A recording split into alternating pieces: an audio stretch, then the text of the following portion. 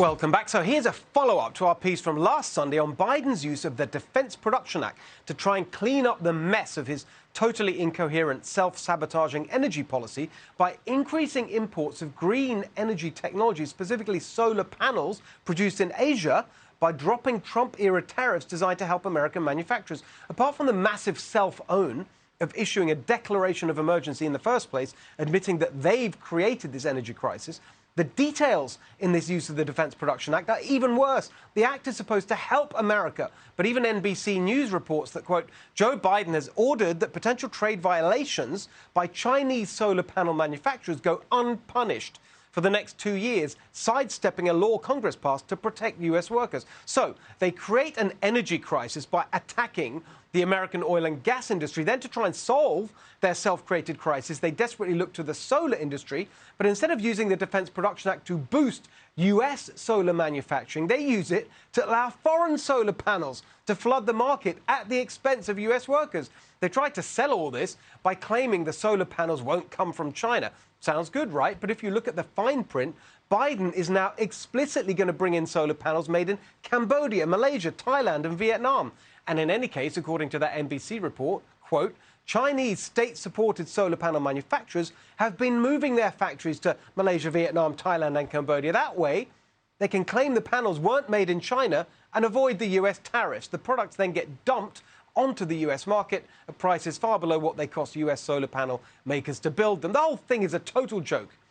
And at every single stage of this energy fiasco, Biden has sacrificed American workers in the oil and gas industry, in the solar industry, in manufacturing, on the altar of his great transition. He doesn't give a crap about American workers. All Biden cares about is virtue signaling extremist climate zealotry to his far-left activist base.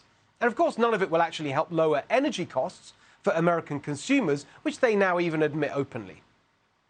The idea we're going to be able to, click a switch, bring down the cost of gasoline is not likely in the near term. With respect to energy, the administration has done everything that they can to bring down energy costs. Unfortunately, that is the brutal reality. The reality is that there isn't very much more to be done. Sorry, nothing we can do. Who does that remind you of?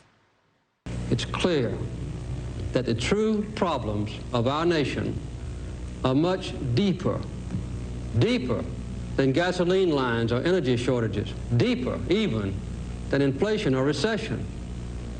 And I realize more than ever that as president, I need your help.